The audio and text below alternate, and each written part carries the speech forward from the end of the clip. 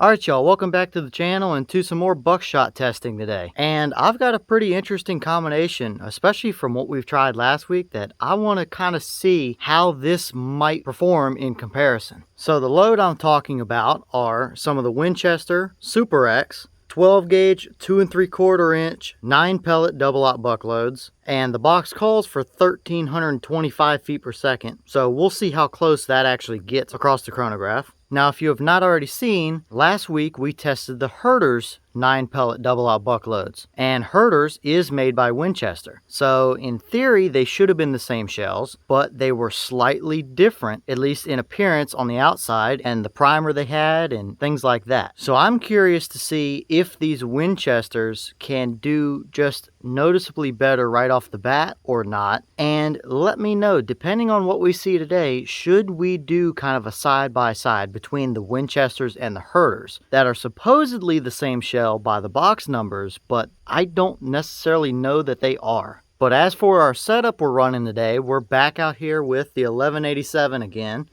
with the stock full choke in the gun. It's a 688 constriction for those who are curious. And up on top is the Leupold VX1 2-7x28. Technically rimfire scope, but it's been perfect so far for us in all of our testing, and we've definitely tested some pretty heavy recoil and loads so far. So for those of you who want to keep track of that, it's been doing fine for us so far. But as per usual with our buckshot testing, I do have the paper over here. It's going to be a 40-yard shot. I did draw an aim point on there that I'll be aiming at so we can kind of get a reference. I do also have the chronograph, so we'll shoot the round across the chronograph to see how close the box velocity is. And then I also have some circle templates and some animal templates that we can lay over our target when we go see how they perform and see how they would have done in a straight up pattern density type situation, as well as a more hunting style scenario. So let's go over here and get all set up. I'll set you guys up on the chronograph since you really won't be able to see any of the pellets actually hitting the paper down there. And we'll shoot our shot, we'll glance at our chrono numbers, and then we'll go down to our target and take a look at how they actually performed. So let's go get you guys set up and take the shot and see what these Winchester shells can do this time.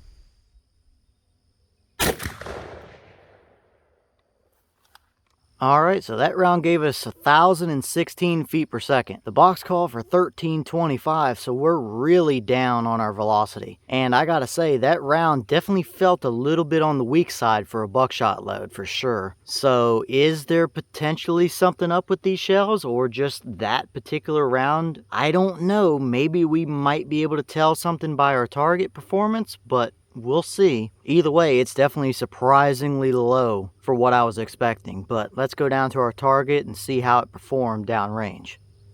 Alright, so we're down here at 40 yards now, and the paper that you're seeing here is 36 inches wide by 36 inches tall for a reference. And on this paper, we had 7 out of our 9 pellets actually land on the piece of paper. We once again had one right in our center aim point there, but then we had 2 up here and 2 over here and 2 more down a little bit lower. So doesn't look all that amazing so far. Definitely for pellet count or pattern density, I guess you could say. But we do only have a 9 pellet load, and we are missing 2 of our pellets off this piece of paper somewhere. So I don't think our smaller circles or really our hunting templates are going to look all that amazing, but let's throw them up here and see what it actually looks like in some different scenarios.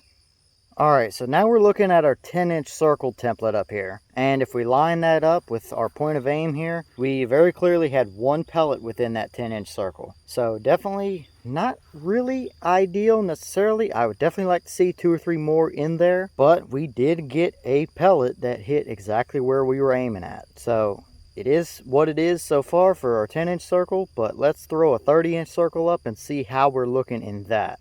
Alright, so now we're looking at our 30-inch circle, and even though it's not exactly perfectly lined up, centered with our point of aim, it's pretty clearly obvious that we would still have all 7 of our pellets that actually hit the target in the first place within that 30-inch circle. So we still have our 2 missing pellets that obviously did not hit the paper that are not in our 30-inch circle, but the 7 that did are within the circle. So whatever these results might mean to you is just kind of what they are. They might look good, they might look not so good, I don't really know. But either way, let's throw a deer template up on here and see how it would have done in a hunting style scenario.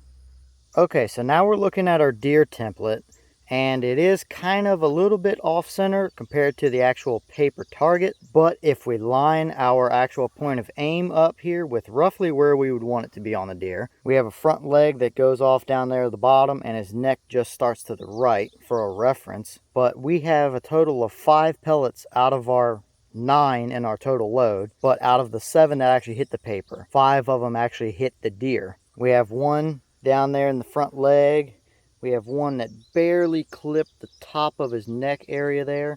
We have that one that would have went right through our lungs right there, so that would have definitely been a vital shot. And then we had these two farther back. This would have been back of the liver area, maybe start of the guts, and that might have gotten spine for that one up there. But overall, we definitely have a dead deer, because obviously we had one go right through the lungs there. But either way, all it really takes is one pellet to be right where you want it to be. And we did see that. Is it ideal? No, I wouldn't say that it is. But would it have actually done the job? Yeah, I do believe it would have killed this deer. And I think it's going to be pretty much the same with our other template here, but let's put it up anyway. For those of you hog hunters out there that might be curious about a hog-sized animal for this, we'll throw that template up and see how it would have done in your scenario as well. Alright, so now we're looking at a mid-sized sort of hog template here. And once again, same orientation as the deer. We have his legs down at the bottom and his neck just starts over there to the right side. So we lined our point of aim up here with kind of where we would want it to be. And we had a total of 6 pellets that hit this hog. So that would leave 3 pellets out of the total load that did not, and 1 that actually hit our paper here that did not hit our hog. But either way, it's kind of the same story really as the deer. We did have that one right in the vital area there, right where we would want it to be. We had this one that's much farther back on a hog down here, and that one up there that probably really didn't get into a whole lot. But I do still think this would be a dead hog simply because of this one that we had right through our main vitals here. But at the end of the day, it's still another case of 1 pellet is enough to get the job done. So definitely, I don't think it's super ideal personally, but it would have done the job for you, I suppose. Alright, you guys, well, what did you think about how these performed? I mean, it's a 9 pellet double-aught buck, which definitely has a disadvantage in the pellet count department as compared to a 12 or a 15 pellet load. But seeing that really low chronograph number and feeling that it was definitely a little weaker than what I would have expected it to be, do you think that played any part in the kind of results we saw today? But in this case, it's pretty much a story of 1 pellet is enough to get the job done. But either way, let me know your thoughts about it and where we should go from here with these loads. And on that note, I've got some more testing to get done for you guys, so stay tuned because we've got some really interesting stuff coming up soon on the channel. And with that being said, I'll see y'all in the next one.